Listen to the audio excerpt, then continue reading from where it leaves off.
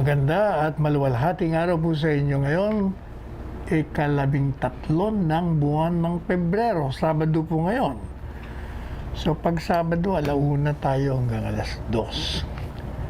At yung pong mga magsisimba sa inyo bukas sa Sunday, alalahanin niyo palagi yung paalala nating social distancing. Yung mamaya na yan. Paalala muna tayo, magsuot muna ho kayo ng inyong mga face mask and face shield. Sapagkat ito lang ho ang ating pananggalang sa totoo lang. Dahil kahit daw may bakuna, kailangan pa rin magsuot ng face mask at face shield. Kung walang katapusan, Anyway, ganyan talaga. We have to adjust to it. We have to live with it. So, huwag niyo kalimutan. Pag kayo'y nasa labas na, siguraduhin niyo lang. Ang distansya niyo sa isa't isa ay 2 meters o kaya naman or 6 feet. And palagi yung alalahanin yung maghugas kayo ng inyong mga kamay na may sabon. At mga 20 segundos. Kailangan yung tunay na paghugas, hindi yung pawarni-warning hugas. At palakasin nyo yung mga katawan. Kumain ho kayo ng mga masustansyang pagkain lamang. Mag-ehersisyo kayo. At pagkatapos, matulog ng maaga at tamang oras, tamang bilang. Kayo rin ay uminom ng maraming tubig. Yung isang kaibigan natin pianista, actually pianista. Iimbitahan sana natin kagabi ito si Perdibor. Meron daw siyang rayuma. Sabi ko, alam mo, ang gamot lang dyan, water therapy. Uminom ka ng 1 galon tubig. Araw-araw, pag hindi nawala yan. Kasi marami akong kaibigan, yun lang daw ang ginagawa nila. So, subukan po natin para lumakas tayo. Napag-uusapan yung social distancing na anyayahan tayo sa Pulilan, Bulacan ni Mayor Maria, ano na nga ba apelyido ni Mayor? Mayor ng Pulilan? Montejo. Ayun, si Mayor Martis Ochoa Montejo. Magandang hapon sa inyo, Mayor. Hindi tayo nakarating, kaya tayo'y nagpadala na lang ng video message.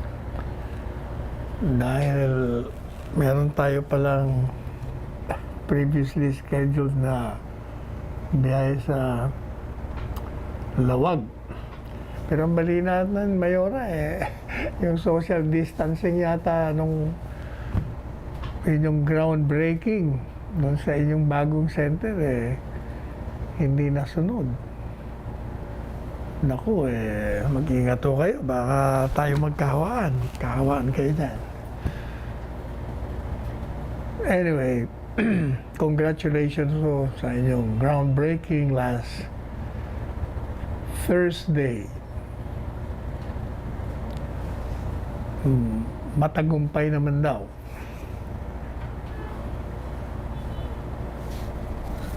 Napapag-usapan yung biyahe sa Lawag. Alam niyo ba yung sa Lawag City? Matagal na rin tayo hindi nakarating doon. Must be 3 taon na. Sumama ho tayo kay Senador Bongo. Ano sinabi ko sa inyo nung Huwebes? Pero wala tayong oras magkwento kaya ngayon tayo magkikwento. Kami ho ay sinalubong ng batang-batang gobernador ng Ilocos Norte. Hindi ko nga alam na siya pala ang gobernador doon. Anak pala ito ni Jaime Marcos, ni Senadora. kanyang ama ay si Tommy Manotok. Aba makisig na bata at matangkad. Parang 6-footer yata. At nandun din yung, sinalubong din tayo kami ni Senador Bongo. Ni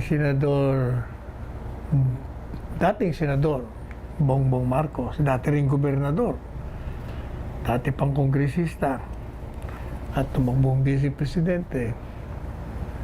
At naroon din yung kanyang makisig din na anak, si Sandro Marcos. Sino pa ba? Ang nakasabay ho natin sa aeroplano si Secretary Michael Dino ng Cebu. Siya ho kasi ang kasama ni Senator Bongo dun sa pag-inaugurate ng Malasakit Center. Because I remember 2 years ago, dun ho yung unang Malasakit Center, ginawa yun sa Cebu. Dun sa ospital ng, kung hindi tayo nagkakamali, Soto. Hospital named after Soto. At dun, lumaki ng lumaki yun. Biro nyo, 101st yung inaugurate sa Lawag. At dun pa, tutuwa naman tayo dahil dun pa sa ospital named after yung paborito nating mamamayan ng Lawag. Si Manong Roque Ablan Jr., ang nasirang congressman, na ito ang kaibigan ng lahat. And I remember, nakilala ko ito 1987. Pinahanap ho ako nito Kasi nung pumunta tayo sa Ilocos Norte, medyo naging controversial tayo kasi that was the year I broke away from the Yellow Group of Cory. Nung tayo ay pumalas sapagkat hindi natin gusto yung ginawa nila sa mga Marcos loyalist at hindi naman may pagtanggol ng Mabini Lawyers Group kung saan ako naging miyembro. Sabi ko, pareho lang pala. Mas masahol pa tayo ako sa nilabanan natin, Griming Marcos. And nung nagpunta ho tayo ng Lawag, noong 1987, nashock syempre yung mga tao doon dahil anti-Marcos ho tayo For 20 years, nilabanan natin si Presidente Marcos pagkatapos iba na yung ating sinasabi. Gulat sila kasi sinabi ko, akala ko ba itong si Presidente Marcos tinanggal natin dahil lumalabag sa karapatang pangtao, nag-EDSA revolution tayo, pero mukhang ganun, mas masahol pa tayo. Kung ano yung ginagawa ni Presidenteng ayaw natin, dahil kami nung mga nagrarally noon, siyempre, pinagbabatuta rin kami. Ganun din ang nangyari nung manalo yung grupo ng Cory. Madalit sabi, na bago. Dahil Mabini lawyer tayo, nagsasalita, pinagtatanggol na natin si Marcos at kinikriticize natin si Cory Aquino. Siyempre, that created quite a stir in the Ilocos region. At pinahanap tayo ni Manong Roque Ablan. At nagkakilala ho nga kami. Kaya naging malusog ang aming pagiging magkaibigan. Pero nyo, 87, ilang taon na ba yun? 97, 2010, 2014, 30 years. Plus 6, 36, plus 1, 36, imagine 37 years ago. Pero naging, so every now and then, nagpupunta tayo doon. But the last time I remember I was there, mga 3 years ago, Meron tayong inatinan, I forgot all about it na. Anyway, nakakatuwa naman kasi yun yung mga batang mga kongresista ngayon doon, mga mayor ngayon doon, mga paslit pa ho ito gagaya nung anak ni Amy. Wala pang anak si Amy nung magkakasama kami sa Hawaii noon, nung ako'y abogado ni Imelda Marcos. Biro mo ngayon, gobernador na.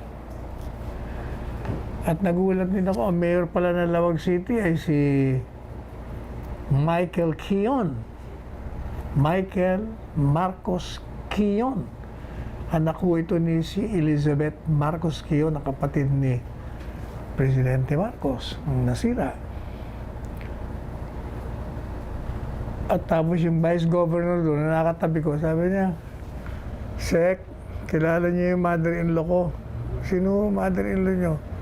Si Lloyd Marcos. So, sabi ko, close sa akin yun. Ang kabiyak naman ni Dr. Pacifico Marcos. Sabi ko, kumusta na ho siya? Buhay pa ho ba siya? Naku, hindi na. Sabi niya, 2 years ago, namatay na siya. Napakabait nung si Mrs. Lloyd. Sabi ko, yung mga Marcos talaga, nakabalik na sa buong Ilocos kasi gobernador. Marcos, anak ni Amy. Yung vice governor, daughter-in-law naman nung kapatid ni Ferdinand Marcos na si Dr. Pacifico. Yung isang congressman, Dr. Angelo Barba. Ang Barba ho kapatid din ni Presidente Marcos yung asawa ng Barba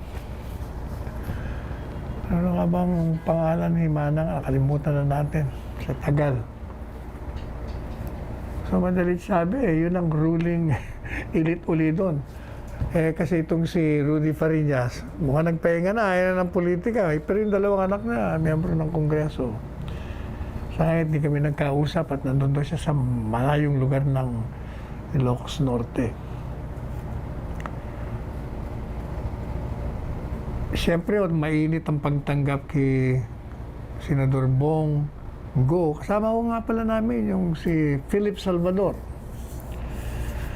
At itong dalawang Philip Salvador sa si Senador Bongo, merong style ng meron silang exchange na matatawa ka.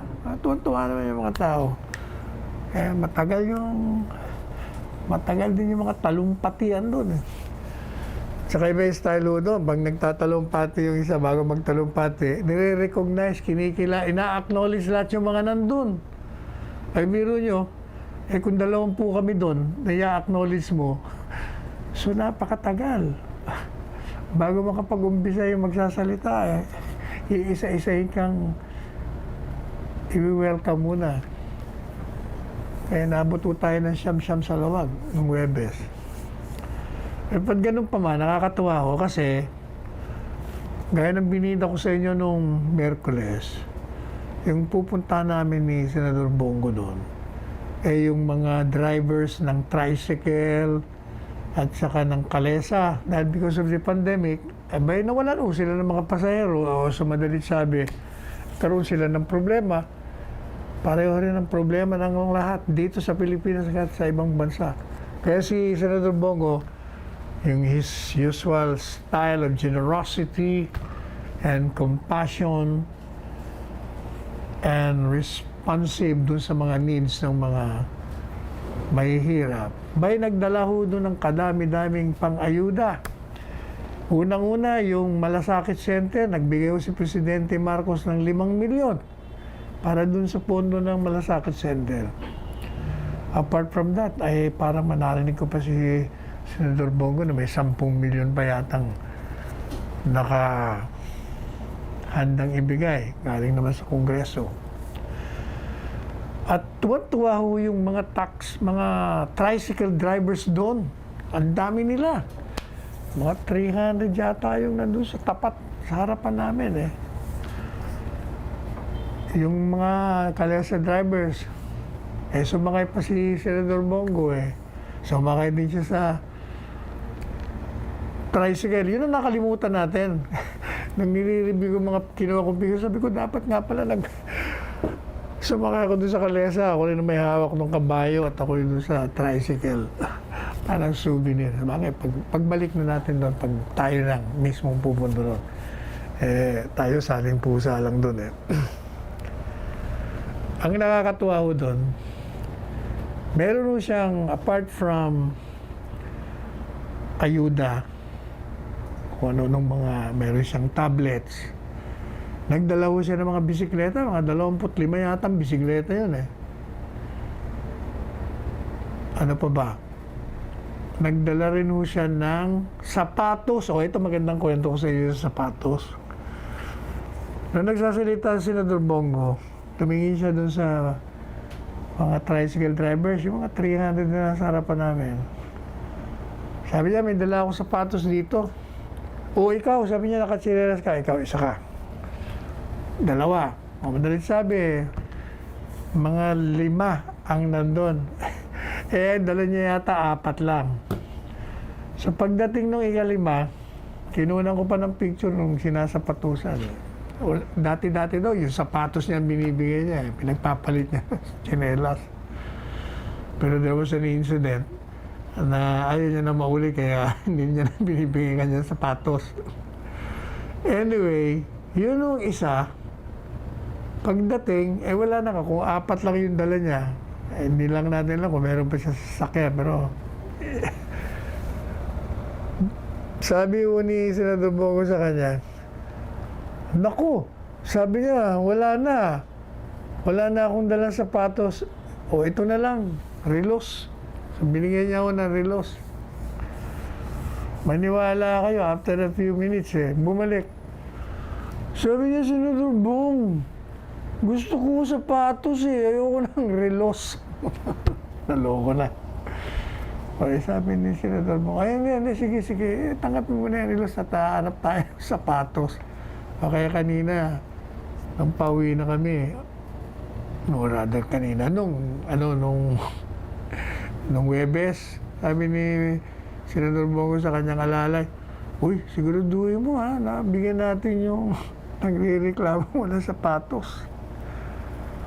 Yun ang ginawa namin doon. Naku, tuwa yung mga tao doon. Nanalo si Presidente Marcos doon. Rather si Presidente Duterte nung ilalan. Pati si Senador Bongo, kaya nagpapasalamat siya. Maganda rin naman kasi unang-una ako'y Ilocano rin. Ang tatay ko'y La Union kay Ilocano. Kaya kailangan, we'll have to brush up with my Ilocano dialect, language. Kasi yung tatay ko, nung napunta sa Naga, wala, naging Bicolano Ang medium of communication, naging Bicol. Mas magagaling pang mag-Ilocano yung Bicolana kong mother Anyway, so, ang kagandahan kasi ng Malasakit Center. Ito, nangyari kasi ito nung si Senador Bongo ay aide pa ni Mayor Duterte. Marami yung nagpupunta na hindi taga Davao. Sabi daw ni Mayor Duterte at the time sa kanya, hindi po pwede, kailangan lahat na nagpupunta rito, tulungan natin. Kung hindi natin ito matutulungan, hindi nila ako magme-mayor. Kaya, the usual, alam niyo naman, usual na hinihingi sa mga mayor, problema siyempre sa pera, problema sa medisina, problema sa ospital, yung mga anak, lahat na klaseng problema. Kaya nung naging presidente siya, naisip ngayon ni Senador Bongo itong Malasakit Center. Nasalip na yung mga nangangailangan ng tulong, nagpupunta sa iba't ibang ahensya, pupunta sa PhilHealth, pupunta sa DSWD, pupunta sa PCSO, pupunta sa DOH. Sabi niya, maglagay na lang tayo ng isang center. Nandun na lahat yung mga ahensya para hindi na kung saan nagpupunta. Nandun na lahat yung pag-process mo ng application. Punta ka lang sa isang lugar, nandun na lahat yung mga ahensya na dapat mong puntahan. That started it. Maniwala kayo, biro mo 101 Ang dami na. Hindi lamang yan. Kasi dati-dati, yun ay proyekto lamang nung siya ay Special Assistant to the President. Ngayon senador na siya, ginawa niya, abay nagpanukalang batas siya at naaprubahan, creating the Malasakit Center Act. Madalit sabi, kahit na wala na si Senador Bongo, kahit na wala na si Presidente Duterte, patuloy, kasi batas na eh. Kung hindi niya pinambatas yun, o di co-terminus sa administrasyon ng Duterte. Yan naman ang kagandahan kay Senador Bongo. Isa lang daw ang sabi, yung nagpakilala sa kanya, nakakatawa, sabi niya, itong si Senador Bongo, pareho nyo rin, maraming bisyo. Pero iba ho ang bisyo nito, serbisyo. Okay, yun ang naging biyahe sa Lawag City. So, congratulations ulit sa mga grupo ni Senador Bongo. Anyway, puntahan po natin naman itong Dole. Alam niyo itong Dole? Itong si Secretary Bebot Bello. Meron po siya mga proyekto sa Dole na palagay ko hindi alam ito ng mga kritiko. Kaya wala itong sawa ng kapupula, kakikriticize sa administrasyon. Hindi nila alam. Sa ngayon po dyan sa Dole, abay umaabot na ng 6.3 billion worth of cash aid ang nailabas na ng Dole, ng Department of Labor and Employment. Kaugnay po ito sa pagtugon sa coronavirus pandemic. At sa ngayon po sa figures nila, over 1.1 million workers na ang nakatanggap ng ayuda sa ilalim ng Adjustment Measures Program or CAMP. Pati na ho yung abot kamay, ang pagtulong AKAP for OFWs. Hindi ba? Ang daming programa ito mga ito eh. Meron pa nga sila, naririnig nyo sa ating palagi rito, yung tupad. Abay, nag-disburse na rin sila ng 5.183 billion pesos dun sa tupad na yan. Ano ba yung tupad na yun? Yung tulong panghanap buhay sa ating mga disadvantaged, displaced workers. At yung pong figure na binanggit kong 5.183 billion pesos, this represents 92.22% of the total allocation for the project. And up to 936,865 workers ang napagsilbihan ho nito sa ilalim ng inisyatibong ito. At 918,191 of them already considered to have been paid. Mga beneficiaries na ito, nakatanggap na sila. Ito mga pakiusap naman natin sa mga critics. Itong titingnan nyo rin. Kasi palagay ko hindi nyo alam ito eh. Otherwise, palagay ko titikom naman ang bibig nyo at papapuriyon nyo naman yung ginagawa ng mga ahensya ng gobyerno. O kagaya nitong si Secretary Mark Villar. Itong bill, marami na naman siyang binibida sa atin. Alam nyo ba dyan sa neighboring towns ng Zamboanga del Norte, meron silang bagong binuksan for public use na isang malawak na tulay, wider bridge. At yung pong widening works ay pinatutupad na ngayon upang matapos itong Kanawan Bridge. Ito'y nasa Sindangan, Liloy Road, dyan po sa Barangay Kanawan ng Salug Town. At ito po ay 4 na lane bridge ha. At sabi ni Secretary Villar, this will help ease congestion and improve the delivery of goods and services for the locals in the area. Eh since na luwagan na yan at may ilaw pa, well lighted ito ha. So ibig sabihin, you're safe in using that road.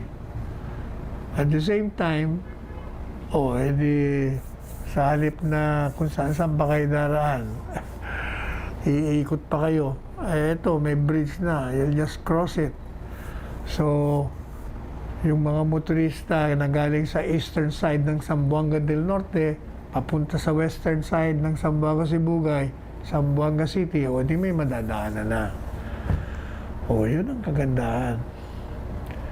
At meron pa nga binabalita sa Secretary Villar. Ito daw, ayaw ko kung narinig niyo na itong Kaingrian Falls sa Ilocos Norte.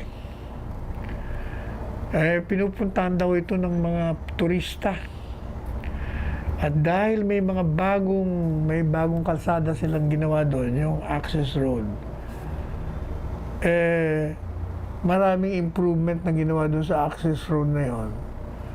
Kaya yung mga pumupunta ron na mga turista, whether local or yung mga galing sa ibang bansa, ginhawa. Sapagkat dahil nga doon sa ginawang access road, mas mabilis kayo makakarating, mas ligtas pa kayo. Kasi you will cut travel time ng 1 oras mula doon sa town proper ng Burgos, Ilocos Norte, papuntang Kaingrian Falls sa Barangay Paayas in just 40 minutes. Natuklasan mo itong Kaingrian Falls na ito noong 1998 at ordinarily daw ito'y dinudumog ng tao pag tag-ulan. Yun daw magandang panahon ng pag-visit. Kasi nga naman, kung umuulan, tapos may falls ka pa doon, pwede ka nang maligo. Diretso na. Teka muna, mukhang hindi na tayo nakapag-break. Pahinga muna tayo ng sandali. Balikan po natin ngayon.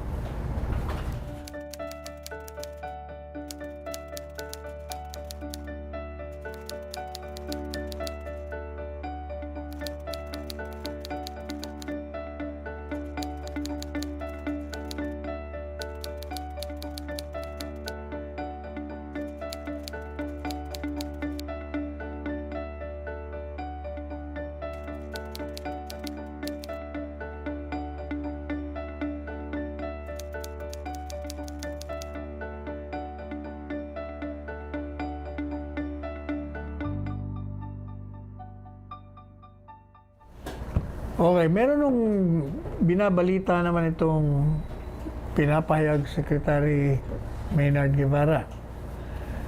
Tatatandaan niyo yung nung pinagriakan ni Presidente, di ba, yung concessions agreement yan sa Manila Water. Di ba inutusan ni Presidente i-review yan, yung mga concession na yan.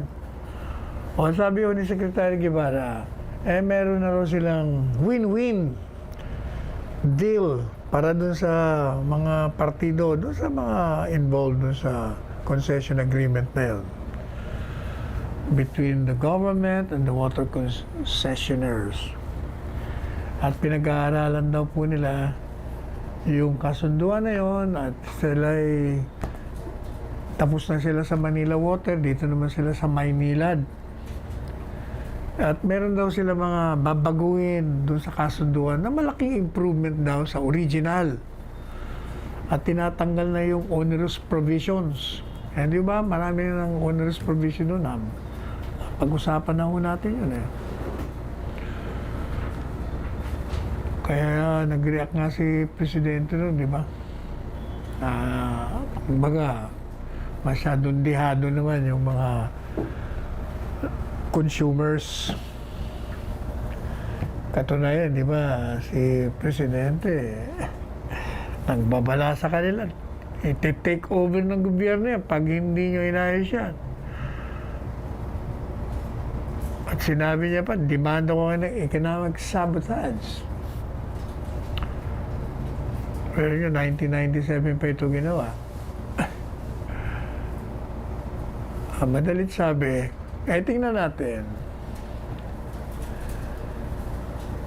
Pag lumabas na ho yung bagong concession agreement, malalaman na natin kung ano ang malaking ipinagbago na binibida ni Secretary Maynard Guevara. Samantala ho, hindi ba napag-usapan ho natin ng Myanmar? Hindi ba nag-take over ho yung mga military doon? Itong si Aung San Suu Kyi, 15 taon itong kinulong ng mga militar kasi tagal nila silang namahala doon eh. Finally, bumalik sila sa demokrasya. Few years ago lang yun. Pero eto na naman sila. Kinulong na naman nila si Aung San Suu Kyi. Yung mga tao, mukhang hindi yung pumapayag. Kaya araw-araw nagrarally sila ron. Samantala, yung ating mga kababayan naman doon, mga 252 mga Pilipino, sabi ho na interesado naman silang umuwi na. Ito naman daw kahit walang kaugnayan doon sa nangyayari sa Myanmar, kundi dahil sa pandemic. Kaya sabi ho ni Secretary Teddy Boy Locsin, pina-finalize na nila yung chartered flight. At siguro sa Lunes, the day after Valentine's Day, makakauwi na itong mga ito. Sabi ng ambassador natin sa Myanmar na si Eduardo Kapunan Jr., doon na pala si Ed Kapunan. Siya na pala ambassador ng Myanmar, ng Pilipinas sa Myanmar. Ito naman daw pag-repatriate, walang kaugnayan dyan sa nagaganap na kaguluhan sa Myanmar.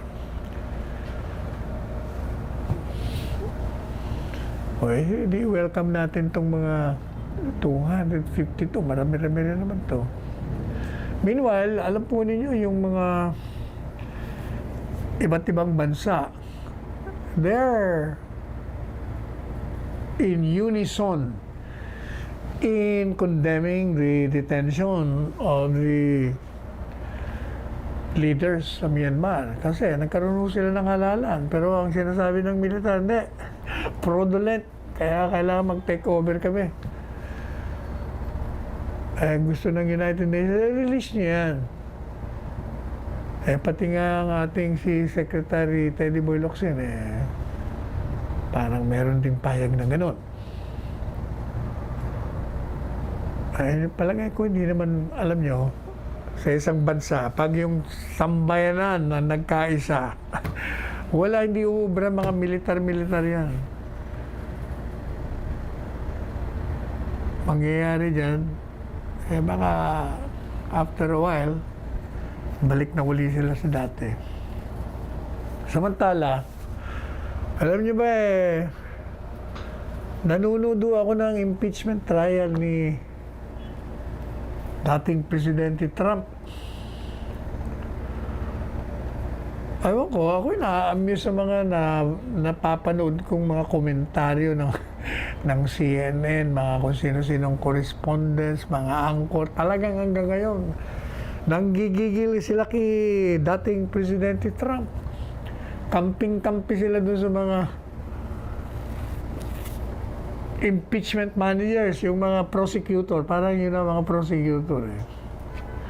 At puring-puri nila yung presentasyon ng mga chilling videos of the insurrection noong January 6. Matagal ko na, dati naman muna natin napapanood yan Tapos, ito daw si dating Presidente Trump, nagre-react sa mga abogado niya.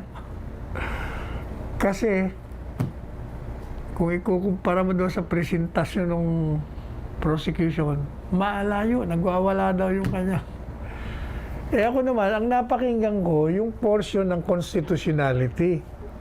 Eh tama ho mga sabi nung abogadong naririnig ko eh. Hindi ba yun ang nilinya na natin dito bago pa nag-impeachment. Meron na tayong posisyon doon eh. Sabi natin, unang-una, paano mo i-impeach yan? Hindi na nga presidente eh. Pero nakahabol. Na-impeach na. Kasi pag sinabi mong i-impeach, demanda mo pa lang. So, pag na-impeach na, itatrial mo na. Paano mo? Sino itatrial mo? Hindi na siya presidente. Supposed to be, ang itatrial mo, yung presidente. Kaya mo i-impeach siya kasi tatanggalin mo sa pwesto. Dumating na yung term eh. Pangalawa, yung impeachment dapat ang presiding officer doon ay Chief Justice ng Korte Suprema nila. Aba, hindi ho eh. Ngayon, ang presiding officer, yung Democrat. Ay, paano na yan? Kaya aswa eh. Sabi ko nga eh, ba't niyo ba gustong i-impeach? Ba't takot na takot kay Trump? Kasi sabi nila, hindi, kailangan daw, he should be accountable for what he did, inciting the supporters to attack Congress. Yan mga linya ng mga managers because of his speech. Pero hindi ba, sinabi ko na sa inyo, pinakita ko sa inyo na, hindi naman iba naman, ang iba naman ang sinasabi niya. Yung mga nag-assault doon, talagang matagal na ho yung kinikim-kim nila yun. Matagal na yun, hindi ba? Nagre-react yung mga yan. Kasi, mga puti, yung white superiority yung tinatawag. Yung pang nagre-react sa mga politiko, nagsama-sama na yun eh.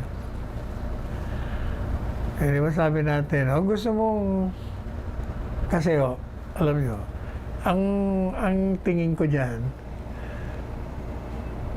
ini-impeach nyo si Trump,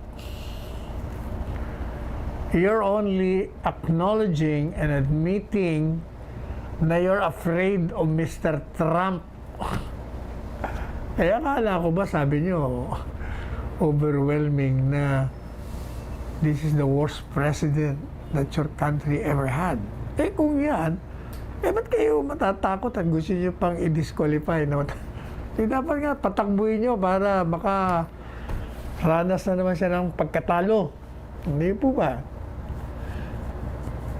Ang nagagalit yata si dating Presidente Trump. Hindi tayo nagkakamali ha. Kasi, you remember ang linya ko noon, gusto nyo i-disqualify, magpal kayo ng krimen, inciting to insurrection, meron din namang pag na-convict mo yon, meron disqualification to hold office. Mukhang yun ang nire-react ni dating Presidente Trump kasi in his defense, yung abogado, sinabi niya na wala ang jurisdiction ng Senado kasi ang ini-impeach mo naman wala na sa pwesto. So, mali yung proseso nyo. Kasi nga, precisely, the purpose of impeachment is to remove a sitting president. Wala na nga, hindi na nga sitting president eh. Sabi ng abogado, yung pareho ng linya natin, di pailan nyo ng crime. Naku, yung pala ayaw ni dating Presidente Trump, kaya nagre-react, tinamaan ng magaling. Bakit gusto mo akong padimanda ng krimen? Ako naman, bilang abogado, sabi ko nga sa inyo, from the facts, ma-absuelto ito kasi proof beyond reasonable doubt. Kasi kung batay doon sa mga speech niya lang, yung speech niya mismo magiging ebidensya to show na hindi siya nag-incite. Di ba sabi niya? peacefully and patriotically. Di ba? O paano mo sasabihin yan? Anyway, tingnan mo natin kung anong mangyayari. Si Presidente Biden naman, ang kanya namang linya, sabi niya, wala. I have a job to do. Mas matindi itong coronavirus na problema. 200,000 plus na namamatay na Amerikano, kaya kailangan dito na kasi kasuhin ko. Alam niyo ba kung ba't walang mangyayari dun sa impeachment? Kasi ang kailangan nila 2/3 vote to convict Trump. Even assuming na mayroong jurisdiction, sa akin tingin wala. Pagpalagay na natin meron. Paano sila makakakuha ng 2/3 vote? Ang bumoto dun sa issue ng whether it's constitutional or not na meron silang jurisdiction, yung Senado, 56 as against 44. Tingnan niyo itong mga Amerikano, no? Yung pong 56, yung 6 doon ay Republican. So kung hindi sila bumoto pabor sa Democrats, sana tie 50-50. O di sana walang trial. Pero yung 6 na Republican, sumama dun sa Democrats at sinabi nila, hindi, meron tayong jurisdiction. Kaya, ang problema, yung 2/3 votes, they need at least 17 Republicans to go over the Democratic, or to go over the Democrat senators. 6 lang ang napunta sa kanila. Di kulang pa sila ng 11. I don't think na yung 11 boboto ng conviction. Kasi from the very beginning ang aming position, wala nga tayong jurisdiction Ba't naman kami boboto ng conviction? Wala nga ang jurisdiction O hindi, walang logic. Okay, wala rin mangyayari. Ang ginagawa nyo kay Mr. Trump, sa tingin ko, sa halip ninyo na pahinain, pinalalakas nyo lang.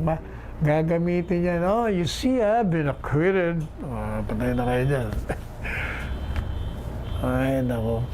Anyway, problema niya na muna yan dahil dito sa amin, may problema rin kami dito. Alam nyo, meron nung teka muna, bago ko puntahan yung mga reaction doon sa Facebook. Yung nga palang Estados Unidos, balikan natin konti yung Estados Unidos. Meron silang commitment sa ngayon doon sa kanilang Secretary of National Defense na bago, si Lloyd Austin. Nire-reaffirm niya na talagang yung commitment nila sa Pilipinas. Dahil yung pong Mutual Defense Treaty and Visiting Force Agreement, 70 years old na yun. Sabi niya, patuloy na committed sila ron. Yun daw ang introductory phone call kay Secretary Delfin Lorenzana nitong counterpart niyang si Mr. Austin.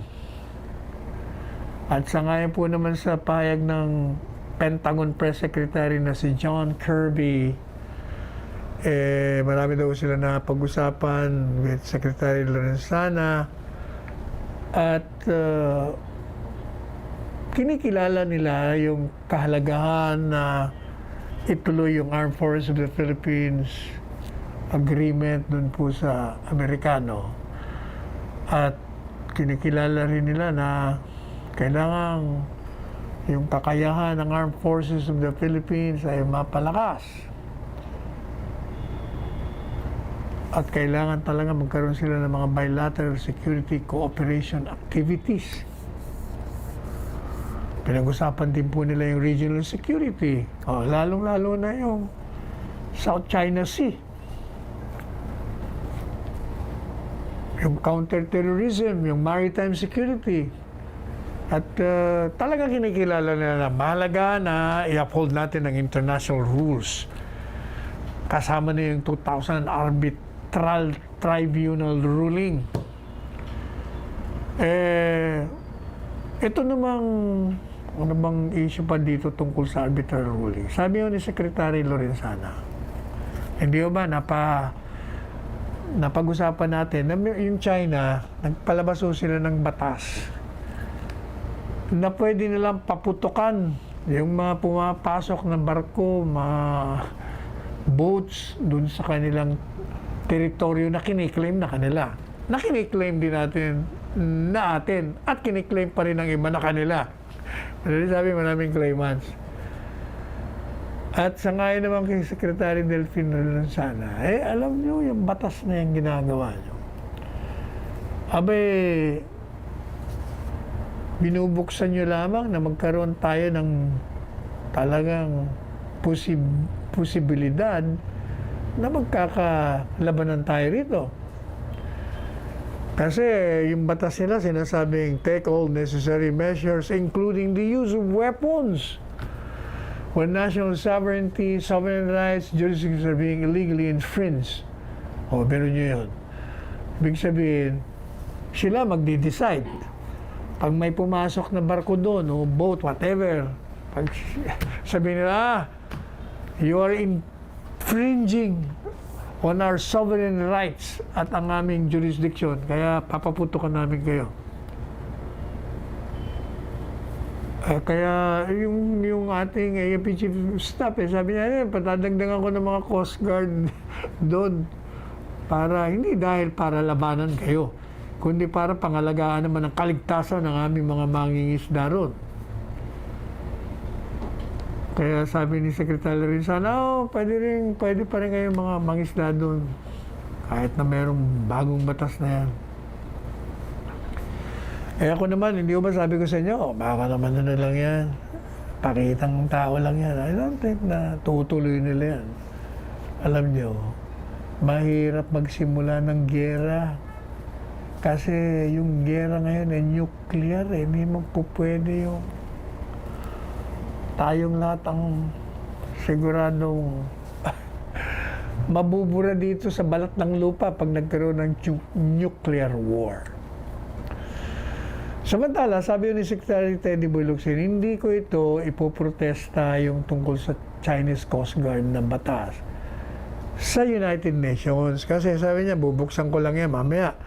Yung arbitral ruling na pabor na sa atin, kung ano pang mangyari. Pero sabi naman itong yung brand nating dating Justice Antonio Carpio, aba, hindi naman maapektuhan ang arbitral ruling dyan. Sabi niya, kasi yung arbitral ruling, nandyan na yan. Ang ginagawa natin, gusto nating ipatupad yung batas sa UNCLOS, United Nations Conventions on the Law of the Sea. Kasi meron ng mga batas ng pang-internasyonal pagdating sa mga karagatan. Yun ang magiging basis natin. Dahil sabi naman sa ruling, meron tayong exclusive economic zone. Kaya dapat ang China, hindi tayo pa pwedeng pigilan na exploit natin yung ating natural resources.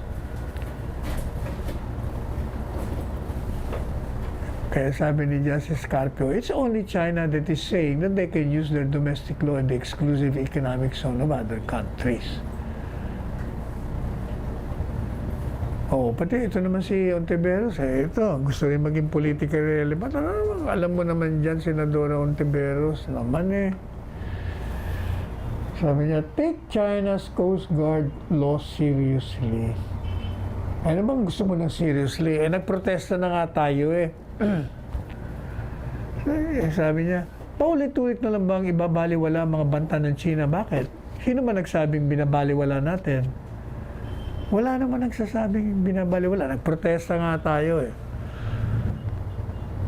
Kung baga, marunong tayong gumalaw, nagbabala-balaan silang tayo, gusto niyo naman, gusto niyo kagad sulong mga kapatid. Sus Maria Josep, relax lang kayo. Sabi ni Teddy Boy Locsin. Pero sabi niya, pag yung bagong batas ng China patutupad nila at papaputukan nila yung mga boats natin, mga foreign bearers yan sa mga sinasabi lang kanila, ibang usapan yan, ha? Sabi niya. Pag meron ganyang incident, sabi niya, there will be more than just a protest. Ano kaya yun? Si Teddy Boy. Anyway, puntahan natin yung mga reaksyon. Ano ito? Sec Panelo, upakan niyo po din yung Congressman Michael Aglipay kasi tinigil na yung investigation sa 9 billion na utang ng ABS-CBN. Bakit ganon? Ano ba yung utang na yan? Alam nyo, pinadala na ni Presidente Duterte yung kaugnay dyan sa ombudsman na di umanong merong utang yung ABS-CBN. Hayaan na lang natin ang ombudsman. Ay, meron nga pala, ngayon may naalala ako eh. Lately pala, hindi ko natin napapansin, ilang araw na ho tayo hindi nag-coat, blazer, naka-long sleeve lang tayo. Hindi natin napapansin yung palang dibdib natin para tayo si Presidente Duterte na nagbubukas. At lumalabas yung ating kwintas na may krus. Meron nung nagpadala sa akin ng komentaryo ng isang viewer. Sabi raw sa demonyo daw. Sa demonyo daw itong suot kong ito. Nagre-react siya. Alam mo, sagot ko, ibig sabihin, kung nagre-react siya sa krus, siya yung sa demonyo. Kasi yung demonyo takot sa krus eh. Hindi ko ba? Baliktad yata. Ikaw talaga, wala ka nang masabi. Kung ano-ano na lang. Anyway, ito naman nung isa, nagtatanong lang po ako bakit ang SAP namin hindi pa binigay dito sa Buna Serca, Indang, Cavite. Sabi ng namamahala dito, walang Pasko, ibibigay 2021 na po. Hanggang ngayon wala pa. Alam po nyo, yun nirefer natin kay Secretary Rolly Bautista. Ayawan ko kung meron na ba itong sulat? O meron na-email na ba natin? Nasagot ba natin to sa email? Kasi on regla dyan, kailangan talaga kung yung pangalan nyo nasa listahan, walang problema. Kasi si Secretary Bautista, patitingnan dahil nagbanggit kayo ng lugar, titingnan niya yan. Pero tinitingnan ko, wala kayong telepono. So, pinadala na ho natin siya ng mensahe na kung pa pwede, dun sa ating email address, padalahan tayo. Kaya Edsel Guevara Tanaelo, pwede ba email mo kami dito sa ocplc@neb@gmail.com. Pwede ba natin i-flash mo nga yan para yung ating mga viewers makikita ho ninyo yung kung meron kayong reklamo, meron kayong concern, meron kayong request, yan. Diyan nyo ipadala sa amin para masagot kagad namin. Ano naman tong isa? Si Sudang Canaria. Good PM sir, dumating ang bill ko. Kahapon, bale 10,065 pesos. Alam naman nila na pandemic, tapos may patay pa sa amin. Pinutulang kami agad dito ng mga yan. Diyan sa Makati, C5, ayaw nila ikabit. Madali sabi sa sa electricity ito. Teka, hindi ba meron ng circular dyan na hindi ka basta puputulan? Dapat, huwag nyo naman puputulan. O lalong-lalo na kagaya ng sinasabi niya, meron pang patay, meron pa. Ang Meralco, Mike Toledo, Pakisabi mo naman kay MVP. Yun namang mga mahihirap, huwag nating pahirapan. Hindi po ba? Ano naman to? We don't like Lenny as president. 57,945 have signed. Let's get to 75,000. Parang nabanggit na natin to kasi meron mo kasing nagpalabas na Lenny for President movement. Si BP Lenny ho ba? Meron namang kontra movement. Yung we want Lenny to retire.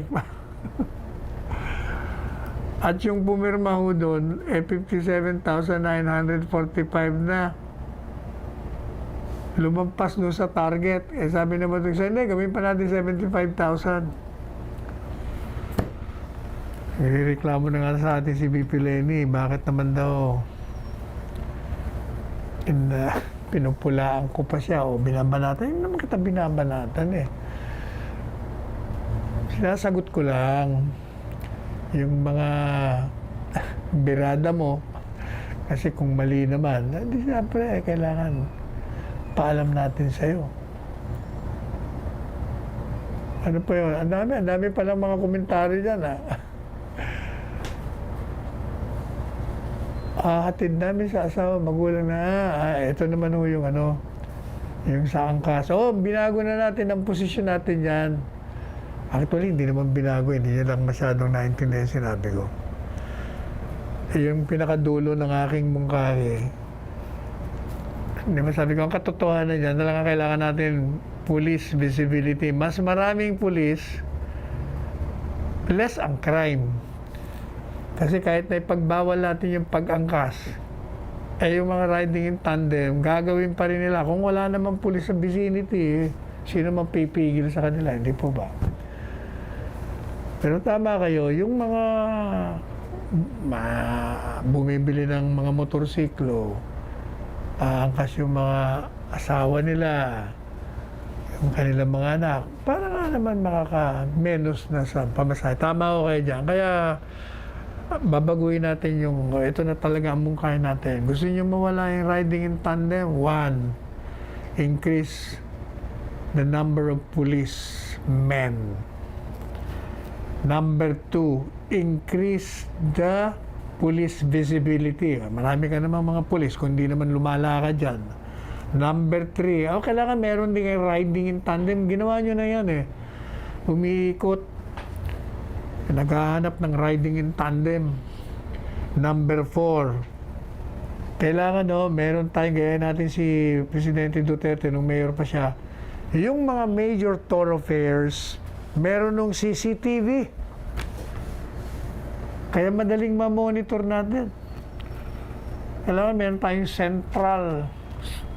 May center tayo ng CCTV. Sa Maynila, Quezon City, Metro Manila, yung kanya-kanya, malalaman mo doon makikita mo nasa big screen kikita mo doon, pag may nakita ka doon, halimbawa, may nakita ka riding in tandem, di pwede mo na sabihin mo, yung istasyon ng ganito, i-monitor mo nga may nakita kami ritong riding in tandem, sundan nyo nga yan, baka yan may papatayin pa. Yun, kaya kailangan may CCTV. Number 5, kailangan may mga checkpoints. Para pag merong mga riding in tandem na pareho lalaki, yun, di-check nyo. Ginawa na dati yan Kaya lang, parang kuminsan hindi lang kuminsan, kadalasan tayo kasi mga Pilipino, ningas kugun tayo. Pag mainit, naku, nandiyan, kala mo, ang galing. After a while, wala na. Anyway, inabot na naman po tayo ng oras. So, paalala ko, bukas, linggo, pag yung mga magsisimba, magsasamba, pupunta sa mosque, mga Muslim, pairalin po natin yung health protocols natin. Sundin po natin yung may mga naka-designated seats naman doon Tayo po ay sumunod. Siya nga pala, nakalimutan natin batiin itong si William Gatchalian, nag-birthday ito nung Webes eh. Binigyan siya ng surprise dinner ng kanyang mga kaibigan. Tuwan-tuwa naman. Oh, happy birthday ah. Ano nga, natutuwa ako rito kasi yung mga anak niya, ang babait. Yung tatlo niyang anak, puro mga public servants. Yung isa, negosyante si Kenneth. Pero si Rex, si Wesley, saka si Sherwin, talagang mga role models din. Yung isa, mayor. Yung isa naman, kongresista. Yung isa, senador. Kaya okay, kaya maligaya itong si William Gatchalian. Wow. Belated happy birthday, ah. Anyway, pansamantala po, nagpapaalam ang inyong lingkod. Bukas alauna ulit tayo dahil Sunday, 1 to 3. 1 to 2. At nasa PTV4 din po tayo, malimot pa sa Facebook. Magsuot po tayo ng ating mga face mask at face shield. Tayo po ay mag-observe ng social distancing of 2 meters or 6 feet. And let's wash our hands frequently and thoroughly with soap and water for 20 seconds. And syempre, huwag niyo kong kakalimutan. Alam niyo, nung Webes, itong si Mayor Kion ng Lawag, ito, lumapit po sa akin. Sabi niya, Sek, bakit wala kang tiyan? Sabi ko, bakit? Pero kasi siya, parang malaki na yung kanya. Hindi, ako, alam mo yan, sa exercise yan eh. Tuwing umaga, nag-exercise ako. Tapos, mga gulay lang kinakain ko, isda, birang karne, maraming tubig. Talaga? Sabi ko, yun lang ang gawin mo. So yun din ang gawin nyo. Eat a lot of nutritious food, sleep early, and at least 8 hours a day, exercise. Minom na maraming tubig para meron kayong pandagdag na pananggalang sa coronavirus. Let us tread the path of roses and let us go beyond the path of thorns. Magmahalan po tayo. And I love you all.